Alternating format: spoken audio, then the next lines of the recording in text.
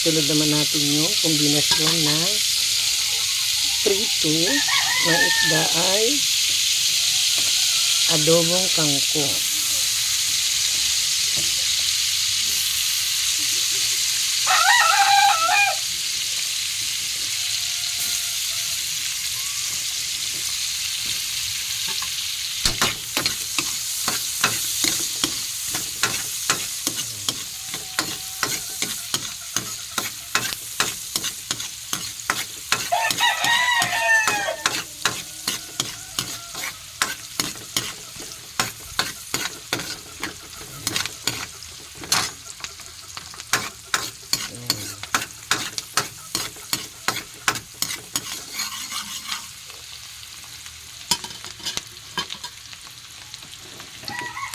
Lagyan na natin yung pantaho.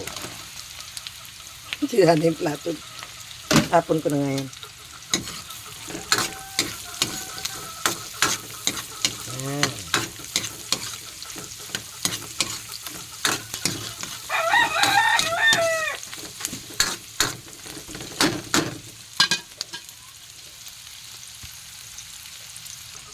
Tapos guys, unahin natin yung mga tangkay. Ay!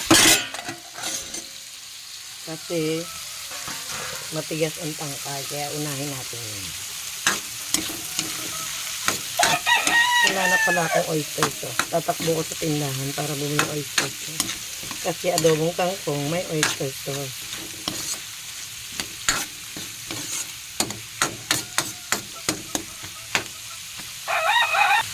Tapos lusan natin ang toyo.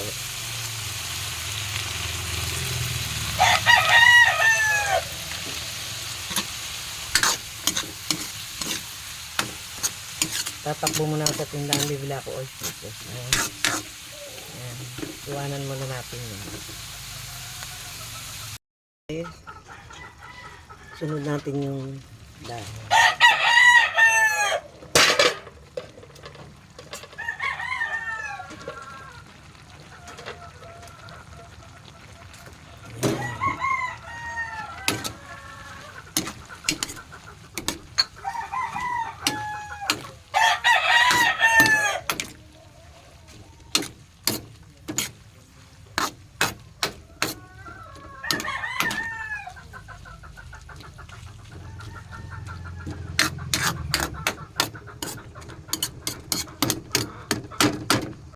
Lagyan naman natin ng konting suka.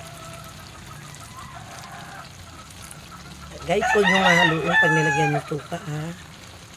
Hanggat di pa nawawala yung amoy ng suka, huwag nyo mahaluin.